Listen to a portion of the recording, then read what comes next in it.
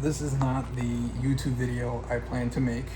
I wanted to make like a long form video talking about the XP Pen Magic Drawing Pad.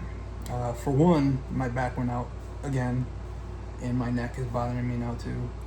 But second, I got the Magic Pad, been using it, and it does not work well.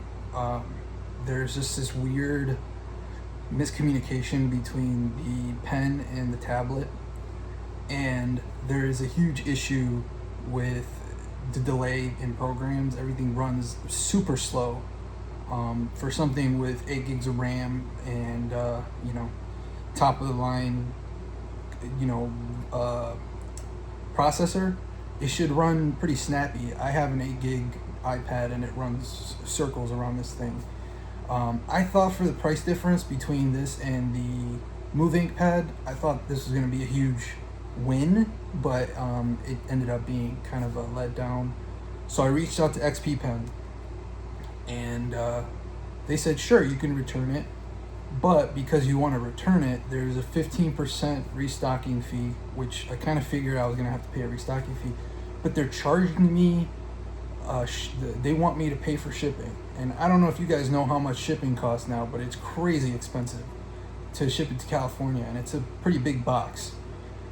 So I asked them, I'm like, hey, I understand I could eat the 15% but if you're trying something and there's no stores that carry it, you should be able to return it and get your money back, with no hassles. Wacom, even though they've taken forever to get my refund, they sent me a return shipping label, and there was no ifs, ands, or buts. It was just, sure, we'll give you your money back. But XP Pen is being really a pain. I know a lot of YouTubers out there probably get the XP Pen products for free, which is probably, why they leave good reviews, because they're getting a free product. But I paid for this with my hard-earned money, and I'm more disappointed. I'm not as mad. I'm just disappointed. And so I wanted to warn artists out there, save your shekels. Buy a bunch of sketchbooks and colored pencils and markers, or save up and get an iPad. Or even get the Move Ink, because customer service is better. And if you don't like it, at least they're not going to rake you over the coals with a 15%.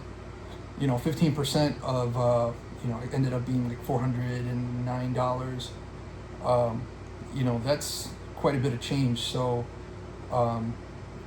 between that and the shipping, that's going to be like almost $80. So I'm going to either eat the product, something that I'm never going to really use, or send it back and get $80 less than what I paid.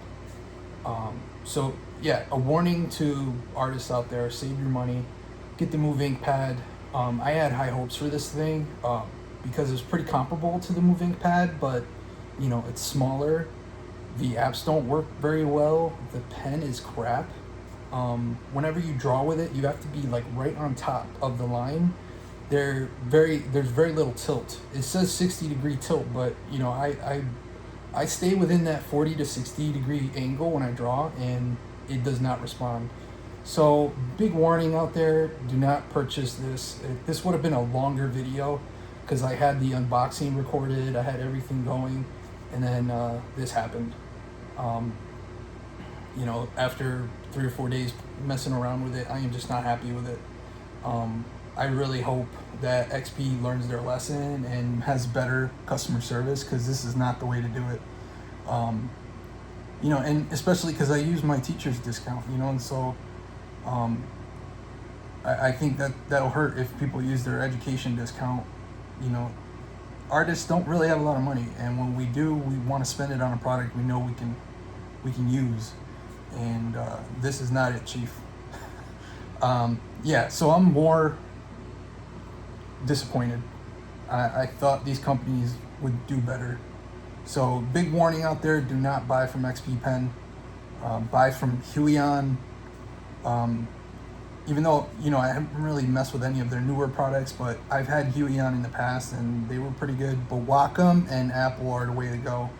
And I had to learn this lesson the hard way, and I don't want you guys to repeat the mistakes. So Longer form video down the road, I am going to be doing a marker review of the Ohuhu markers. So hopefully that one I can focus on that and kind of scrap the XP pen videos. And this isn't the first time.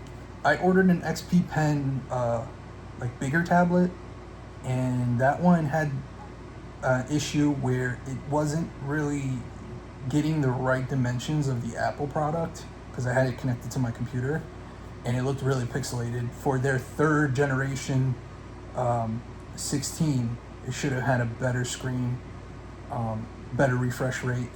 You know, refresh rate is everything when you draw. RGB color stuff is great, but you gotta have that response time, and having 60 hertz is not gonna be sufficient for drawing. But yeah, I had to scrap those 2 videos, and now I'm just going to be doing the marker video. So for those who were kind of hoping for a review of the Magic Pad, unfortunately I won't be able to do one, because the things that I use this for, it does not work for. Clip Studio Paint is garbage on it.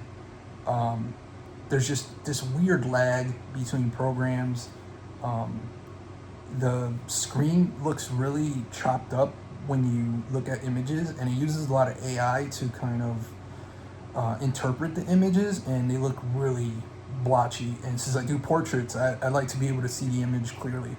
So I've been using my phone, and unfortunately that's what I'm gonna have to do until I get my iPad back from Apple. Anyways, sorry I'm recording from my bed. I would have used, you know, the tripod and stuff, but it's really hard for me to lift my head right now. Anyways, take care, guys, and don't forget to keep it over 9,000. Take care.